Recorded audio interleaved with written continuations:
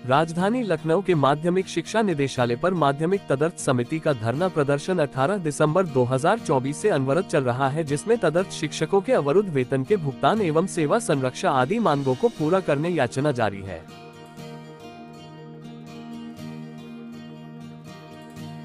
Sir, आज माध्यमिक तदर्थ शिक्षक संघर्ष समिति का जो ये याचना कार्यक्रम चल रहा है कई दिनों से, उसमें आप आए हैं।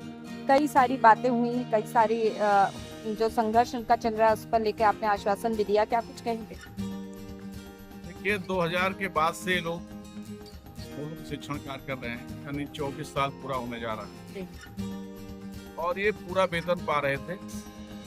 इनके खिलाफ सरकार लेकिन हाई कोर्ट ने इनकी बात मानी और हाई कोर्ट के आदेश से डायरेक्टर के अनुमोदन से उनको वेतन मिल, तो स्वाभाविक है जो 24 साल से वेतन पा रहे हैं, अगर वो यहाँ बैठे हैं कंधे में तो ये उनकी मजबूरी है। ये इनको जो अभी एक सुप्रीम कोर्ट का आदेश आया था, हालांकि आदेश बहुत स्पष्ट नहीं था, सरकार ने एक निर्णय लिया, जैसा अधिकारियों ने उनको कहा होगा कि विद्यालय बाहर किया जाए कि अभी विद्यालयों में शिक्षक आए नहीं है इनकी जगह। हाई कोर्ट का आदेश था कि जब तक शिक्षक नहीं आएगा इनकी जगह तब तक इनको वेतन दिया जाएगा। ऐसी स्थिति में हमें पुनर्विचार की आवश्यकता है कि सरकार पुनर्विचार करे और इनको पूरा वेतन देते हुए और स्कूलों में इनको भेजे और ये स्कूल में पढ़ाएं, जिससे पाठन ठीक। सर, आपकी बात हुई क्या कुछ उच्च अधिकारियों से या सरकार के किसी अधिकारी से, ताकि उनकी समस्याएं सुनी जाए? चल रही है और अभी आगे भी चलेगी। बहुत जल्दी ही इनके सारे विषय को लेकर के एक प्रतिनिधिमंडल 5-7 MLC का लेकर के हमारे शिक्षक और स्नातक लेकर के माननीय मुख्यमंत्री पहले भी मिले हैं, उन्हें आश्वासन भी दिया है कि हम विचार कर रहे हैं, लेकिन हम दोबारा से मिलेंगे कि शीघ्रता से विचार करने, ताकि नए साल में लोग अपने school.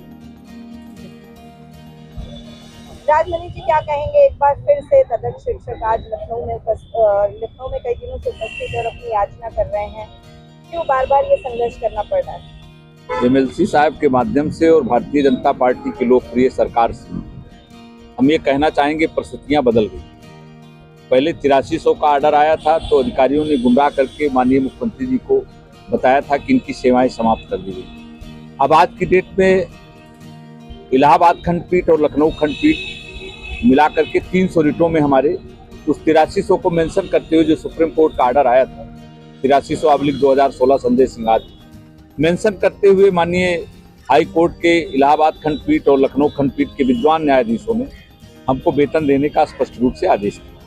Will be selected regular candidate, चयनित अभ्यर्थी आने तक जो हमारा पहले ऑर्डर स्टैंड कर रहा है। क्योंकि परिस्थितियां बदली हैं, MLC साहब ने कभी हम लोगों के साथ नाइंसाफी नहीं की, हमारे हर मुद्दे पर हर क्षण हमेशा हमारे साथ रहते थे और प्रमुखता से रखते थे। लेकिन आदरणीय MLC साहब भी हमारी रीट को नहीं पड़े, जो ऑर्डर हुआ था तो ये भी मान लेते थे। लेकिन अब हमें लगता है हमारे MLC साहब पूरी बात समझ चुके हैं। अब हमारी लड़ाई अब निर्णायक दौर में जाएगी और हमको वेतन भी मिलेगा, अब हमको विश्वास होगा। क्योंकि आज की डेट में और 53 दिन याचना की डेट में अब परिस्थितियां एकदम बदल गई हैं और दूध का दूध पानी का पानी है हो गया। हाँ, क्योंकि महाराज जी को जब हाई कोर्ट का ऑर्डर हम प्रस्तुत करेंगे, किसी हाई कोर्ट के जज की ये वो नहीं है कि सुप्रीम कोर्ट के ऑर्डर को सुपरसीड कर दे। मैं वो नहीं कहना चाहता हूँ, वो सब छुपा रहा हूँ।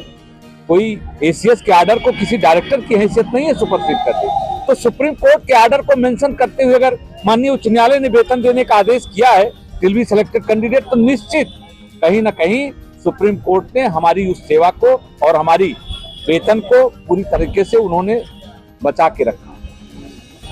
हम तो सिर्फ इतना कहना चाहते हैं, माननीय विधायक जी हमारे पास बैठे हैं और आपने भी आश्वस्त भी हमको कर दिया, बहुत जल्द एक विधायकों का पूरा समूह शिक्षक MLCओं का और स्नातक MLCओं का माननीय मुख्यमंत्री जी से मिल करके हमारी जो मांगे हैं उसका निराकरण कराएंगे। लेकिन मैं माननीय मुख्यमंत्री जी से एक चीज़ निवेदन जरूर करना चाहता हूँ।